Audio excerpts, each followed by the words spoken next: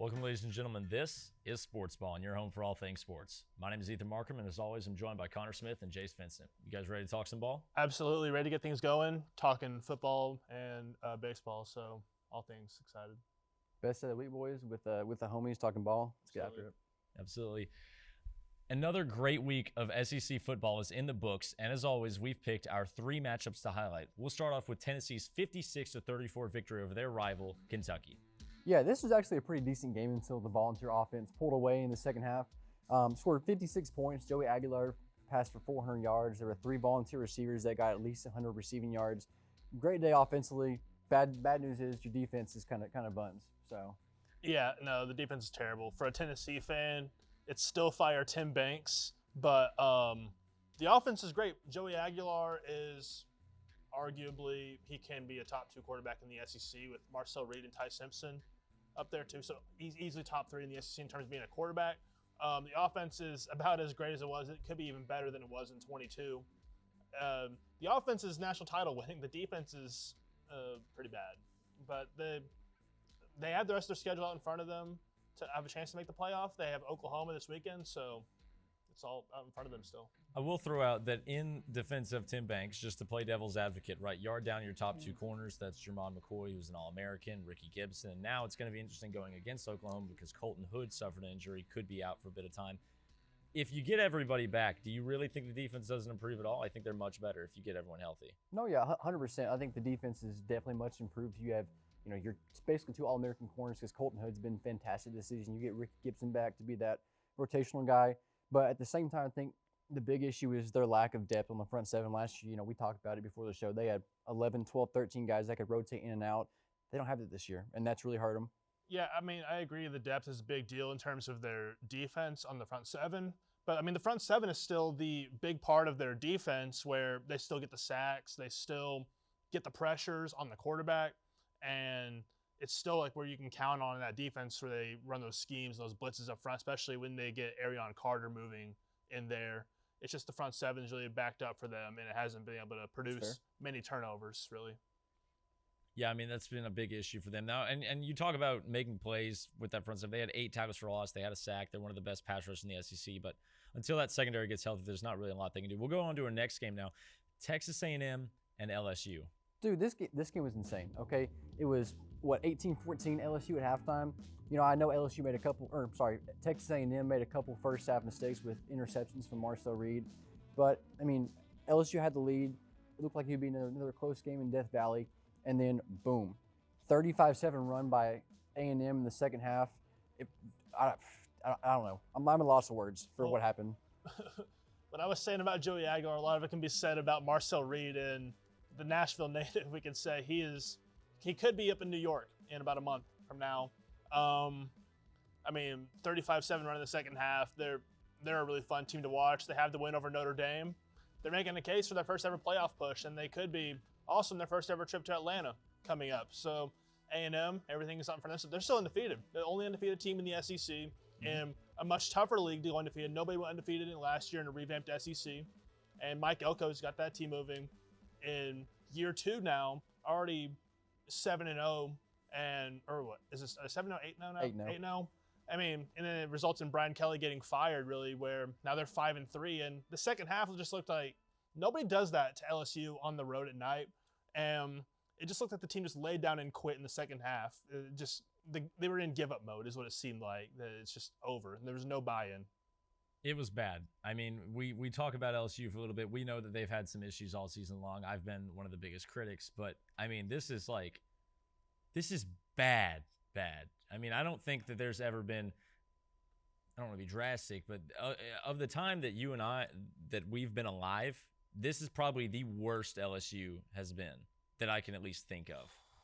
As far as having no direction. The Orgeron years were kind of bad. Yeah, but they did have direction. But yeah, they had direction. Right now, you have no idea what you're going with because Brian Kelly can't get the big-time recruits. He's already lost Tristan Keys, about to lose Lamar Brown, DeCorian Moore, so on and so forth. So there's no base there. And in the year where you're supposed to be national title front runners, you're 5-3, already have 3 losses before November.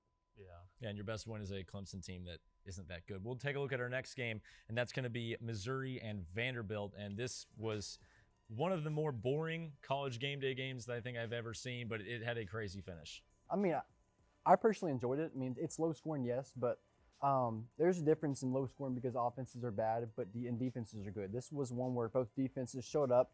They played their tails off, but in the end, Diego Pavia and Vanderbilt found a way to win.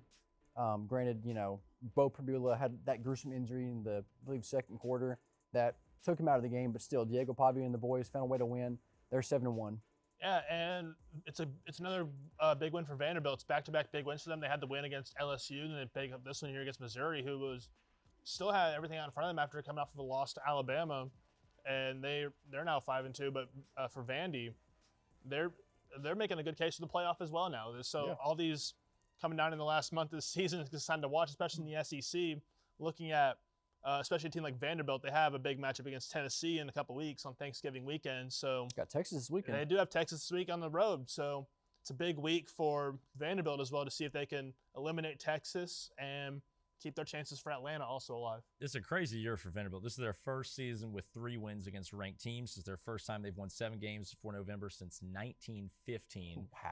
And this is their best start record-wise since 1941. They got Texas next week, but I mean, everything is right out in front of the doors. And I think another thing also about Vanderbilt is it's not just Pavia and a bunch of misfits. I mean, that team together just plays well, and it's an experienced group through the portal with Eli Stowers. You also have that's been there, Diego Pavia, those guys. I mean, it's just a well-gelled team, well-coached team that does not make a lot of mistakes. Absolutely not. We'll take a quick break from the action, and when we return, we'll have the latest news on the Titans and the World Series up next.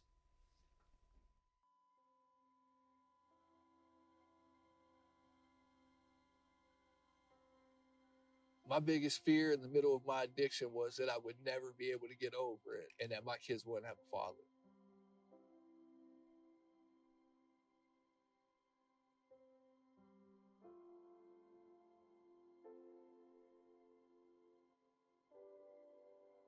Crippling depression, anxiety, exhaustion.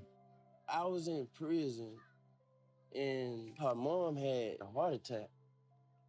There's a lot of institutional issues and challenges that suggest to us that dads aren't essential, and I've always rejected that.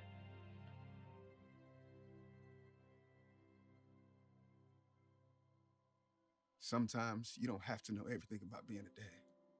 You just gotta be there.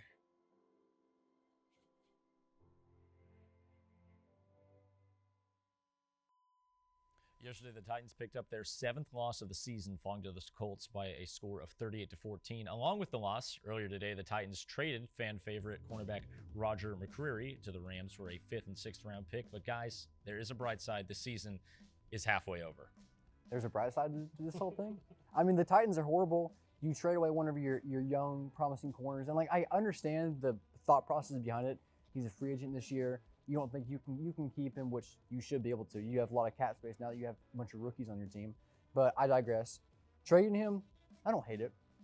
But a 5th and 6th round draft pick for a promising young corner, what are we doing?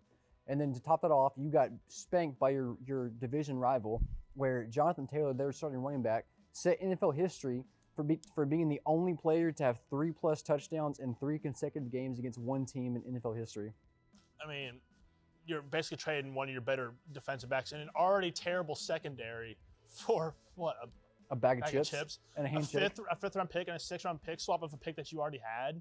So what's the Titans' best corner now? Jalen Armour Davis? You gave away a fan favorite for an envelope of Starburst, essentially. Like, it's the worst trade I've seen in a minute. I mean, there's no positives to this other than the fact that the season's halfway over. So, But see, this is what I'm gonna look at here for the Titans. It's you got to think about not even Mike Borgonzi anymore. It's just Chad Brinker and Amy Adams. Like, what are they doing? It's a whole management problem with the Titans. Hey, man, Amy's at her house, okay? And Brinker's speaking. And Chad's representing her.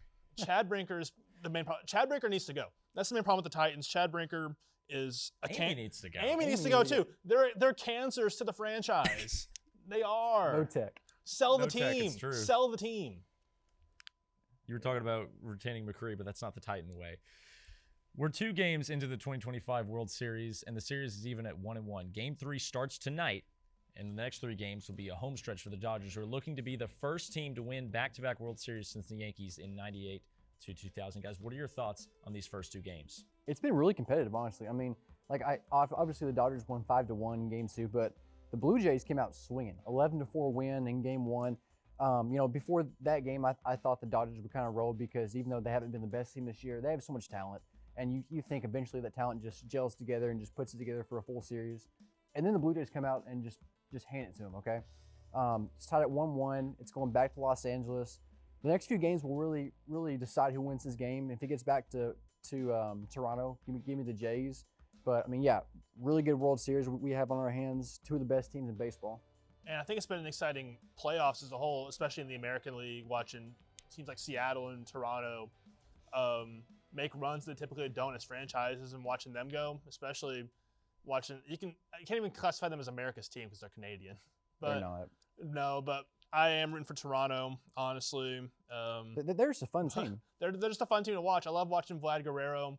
I just love watching that whole team as well. So I mean, I think especially like the fan base that's rallied around Toronto it's fun to watch.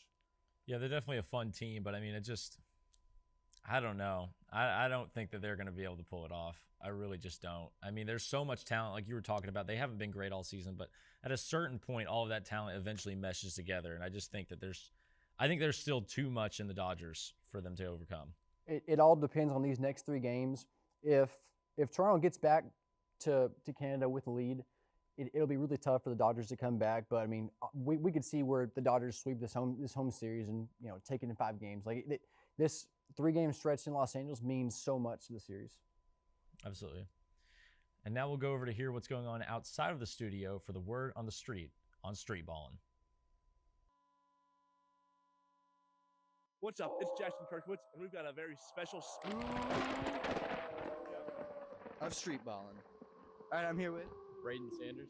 Tennessee Vol fan, correct? Yes, all right, I'm gonna ask you some questions. All right. What is the most haunting memory you have as a Vol fan? Definitely last week. Without a shadow of a doubt, I was screaming at the TV. It was painful. Hey, that second half, I thought y'all were gonna score that touchdown. What happened? Scariest 5-man horror characters sports basketball team. Listen, when you ask this question, you're really putting yourself in a disadvantage. You think you got an advantage. You don't. All right? Like, for example, you say, oh, Jason Voorhees, that guy from what's the guy from Halloween that has the white mask? I forgot. Yeah. Right? Michael Myers, maybe. I don't know. Michael Myers, what's not? Oh, 6 feet tall, 7 feet tall. You think they got Oh, Jason's going to have to be up there. I don't know position. He'll be like a floater. He'll be whatever I need. You know what I'm saying? Doesn't matter, right? The Predator. I like it. 6'2", very athletic. Frankenstein have to be. That's nice. I like that idea. I guess he's not really a villain. I will do Chucky. You want Chucky? But not in his doll form, in his human form. Remember, he has a human form. And he is tall. And we saw him in the first movie Run. And he is running pretty fast. He has some magic on his side and what's not. Does it have to be a villain for coaching? Yeah, something scary. Maybe it could be an anti-hero or something. I don't know. Who's a good villain that can coachable people who can. Oh, I'm about to go with Saul. So I like it. He's That's a good at good one. manipulating people. Hold on, that's good. That's a good idea. Yeah, he'd be a killer coach, honestly. I'm here with Emma. All right, I'm gonna ask you classic horror icons. I want you to tell me what sports they're playing. All right, what sport do you think Dracula's gonna play? All right, what about Jigsaw? Jigsaw? Yeah. Not even a sport, probably chess or He an obscure guy. All right, what about Frankenstein? Frankenstein, football. Football. Some Scream. A little clumsy, you know. Yeah. Maybe baseball. Baseball? All right, Yeah. he can slide in there for sure. All right, what about Pennywise? The clown. I feel like he's like in the ground a lot, right? Yeah. So wrestling as well. Wrestling. All right. Hockey. You went to Hockey's house and you were trick or treating. What candy would Hockey get? Hockey would definitely give out the king size. King size? Are you Hockey? All right, what about hockey? It's our producer score right here. Almond Joy. Sport would get killed off first. Okay, which sport? Probably like wrestling. Wrestling? I love You think wrestling would get killed off first? Yeah, just because like maybe not the athletes wise, but like if you try to like wrestle a horror villain, they're just gonna stab you. That's true. Saying? Murder. Yeah. Probably hockey. Hockey? I They agree, fight on the- honestly. they fight on the ice. This has been a very spooky episode of Street Ballin', and I'm Jackson Kirkwitz, back to you in the studio. It's time for our hot takes of the week, and Jace, as always, we'll start with you. My hot take is going to be, I know it's purely recency bias, but Cameron Boozer might be the best player in college basketball. I mean, he had 24 points and 23 boards against Tennessee. So, I mean, I know it's Duke, but he might be the best player in the country as a true freshman. I mean, he's up there with AJ Dibansa and the guy at Kansas. I'm blanking on his name, but I think he's definitely going to be up there. He's going to be up for National Player of the Year towards when it gets down to the end, especially playing in the ACC. And I think just watching them against Tennessee last night, I know it's October, but not a lot of people do that against a Tennessee defense and Rick Barnes defense and just being able to crash boards like that. So give me Cameron Boozer as a potential best player of the year. Hope you realize that, like, 15 of his rebounds were off his own misses. But I digress. Could he be the best player in the country? Absolutely. He's very talented. He can do pretty much anything you want. Scoring, defending, rebounding. It's been 2 preseason games, 2 exhibition games at that. 2 exhibition games, and I mean, I'm not even sure he's the best freshman if we're keeping it $150. AJ Dibansa might be the best freshman in the country, but even if you want to say it's Cam Boozer, he's played 2 exhibition games. No.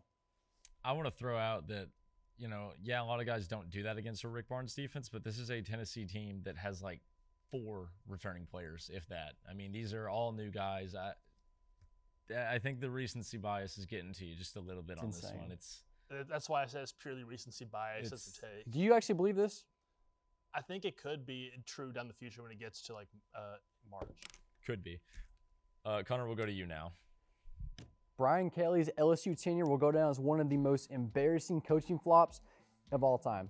You know, he started off his LSU career great, 10-4, SEC championship appearance, win in the bowl game, and then it went down from there. He wasted arguably the best, if not one of the best offenses of all time in 2023, underperformed last year, brought back so many good key pieces from last season, plus getting guys from the portal. They've got an $18 million roster with one of the best coordinator duos, or was. Joe Sloan got fired, in the country, and you're 5-3 before November. LSU is a prestigious job. It is a top 5 brand, top 5 job in the country with some of the best resources and recruiting ties out there. Not only do you fail, you're getting blown out yearly. Bama walked into your trap last year, won by 30. A&M walked into your trap this year and won by 30 or 40 points. You're getting embarrassed at one of the premier jobs. This would be like if Kalen DeBoer, you know, did the Florida State thing and then it just spiraled downhill. This is embarrassing that you can't succeed at LSU. You're the first coach since the 90s to not have at least an SEC or a national title in the first 4 years of your tenure. Embarrassing. Yeah, no, especially first coach in a long time at LSU not to win a national title, going to Saban, even Les Miles. You can talk about like Ed Orgeron won a national championship. championship. You can say like not having ties to the South.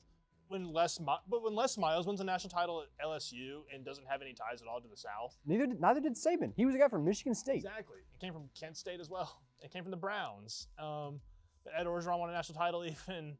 I just think it's sad. Just looking at that. I mean, as you said, that's a prestigious job at LSU. They're not going to tolerate constantly losing 3 and 4 games a year.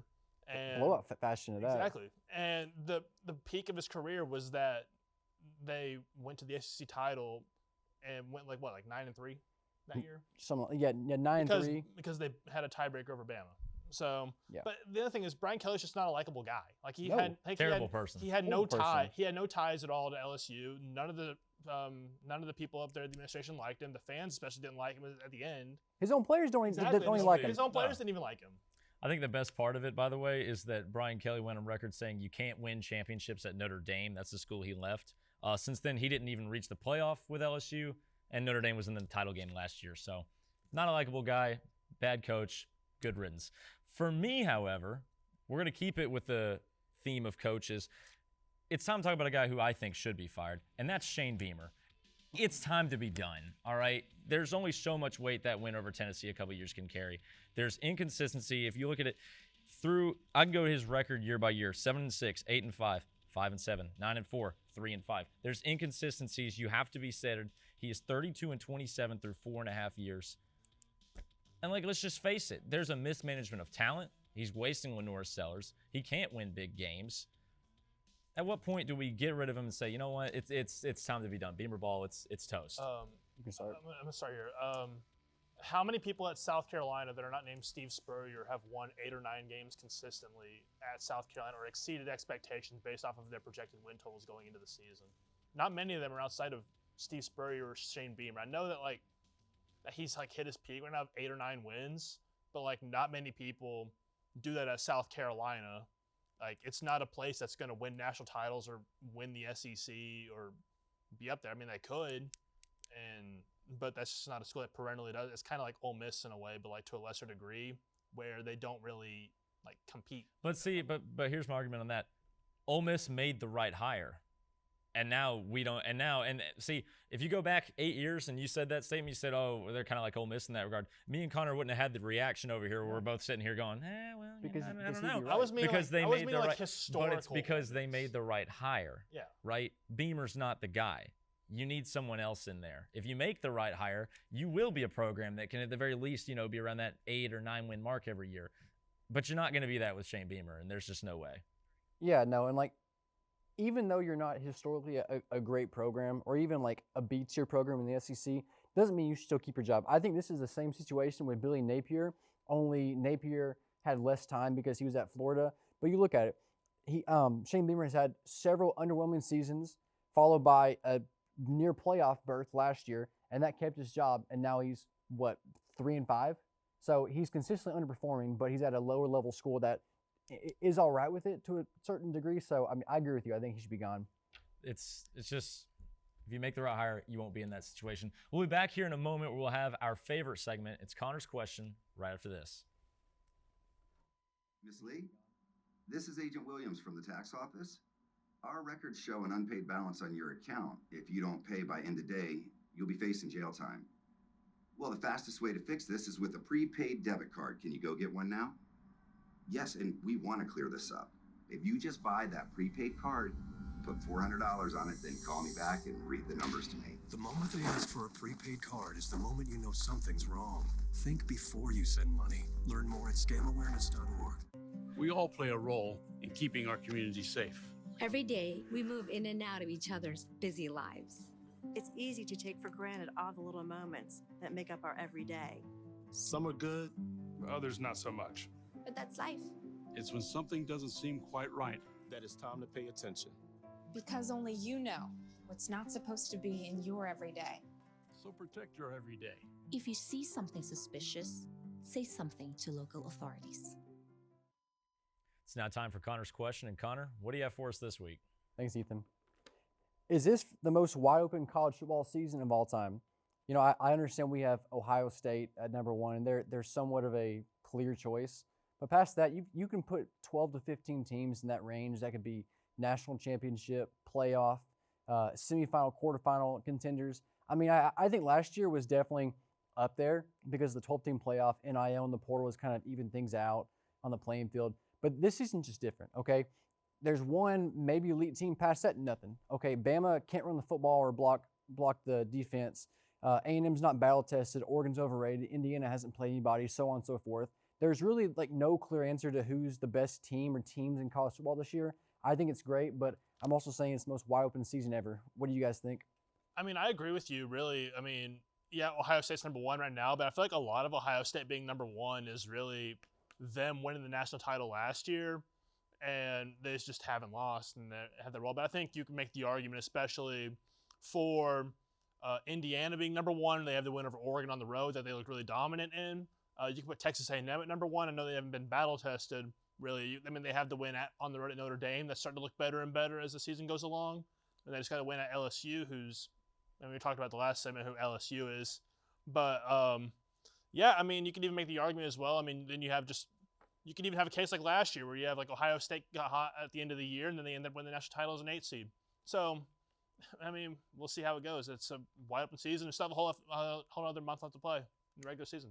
I think it is easily the most wide open. I mean, there's so many teams that just lost, right? They're still in it. Missouri, they've only got 1 loss in the season. They got 2 losses on the season. Tennessee's technically still in. I mean, you have a lot of teams right now that still have a very good chance of making it. Tennessee I feel like has a chance until they lose to Florida.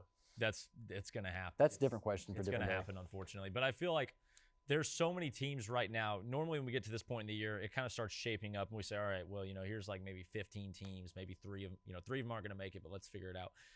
There's legitimately maybe 20 teams right now that I could see making the playoff, and I wouldn't be shocked on any of it. And we talk about this season being wide open. Imagine at the end of the year, Tennessee is sitting on 3 or 4 losses, and Vandy is at the end with a chance to go to the playoffs, and Tennessee is playing spoiler to Vanderbilt, a chance to get into the playoffs. First off, imagine Vanderbilt in the CFP. Tell someone a couple years ago that Vanderbilt and Indiana would be in the CFP. You would get locked up. They wouldn't believe you. You Yeah. would be locked up. And the fact that Texas isn't going to make it. No, dude. Like technically Texas still has a chance, but they're la-boo-boo. They're awful. They're not too good. That's all we've got for Connor's question, but stick around as we wrap things up with our picks for the week.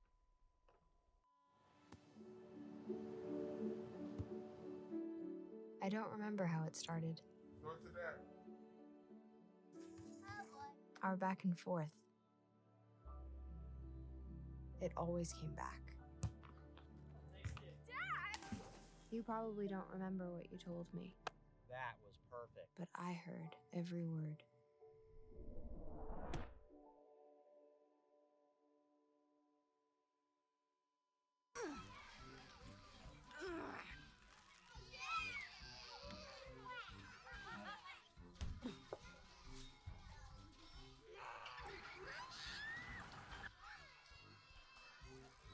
If you love them enough to crawl into a play place to get them to come down, then surely you'll check nhtsa.gov/the right seat to make sure they're in the right car seat.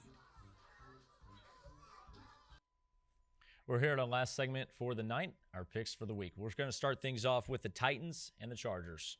The Titans would have a better chance with Roger McCreary, but now that they don't have Mr. McCreary, that secondary is even worse.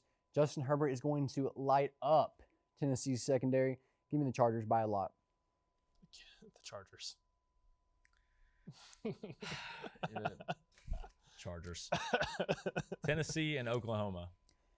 I could see this being a game where Tennessee doesn't necessarily play up to what they could with the injuries of Arian Carter, Colton Hood. They're playing a really good defense in Oklahoma, but it is in Neyland Stadium. Tennessee does not lose in Neyland Stadium unless it's to Georgia. So give me the Volunteers. Dark mode game for Tennessee, so they finally got a night game for all the fans that complained about it. With that, something has to give between Tennessee's terrible defense and Oklahoma's terrible offense. So give me the Vols. Go Vols. I will take the Vols as well, being a night game. Dark mode jerseys, it's hard to beat. Vanderbilt and Texas. I really want to go Vanderbilt just for like the good feel story. Texas is still a really talented football team. They're really big up front. It's in Austin. It's gonna be hot. I don't think Vanderbilt's gonna be up for the test. Give me Texas by 7. Give me Vandy. Anchor down, boys. Anchor down. Vandy, we turned, and Vandy's gonna beat Texas. Texas is bad. Give me Vandy. I could see it being a much closer game than a lot of people expect, but I will take Vanderbilt. Now, the World Series. It's just tough. I mean, you've got 2 obviously really good teams. They're in the World Series for a reason. Dodgers, more star-studded team. I just feel like the Blue Jays, like they're a really tight-knit group. It can't be America's team because they're not in America, like Jay said, but it kind of is. Give me the Jays in 6. Dodgers in 7. They'll close it out. I think they're more experienced, and the roster is still there. Dodgers in 7. It'll be crushing, but I will take the Dodgers in 6. That's all the time we have for tonight. We thank you for tuning in, and remember to look for all future episodes of Sportsballin on Blue Raider TV and YouTube every week on Tuesday. For Connor Smith and Jace Vincent, I'm Ethan Markham. Good night.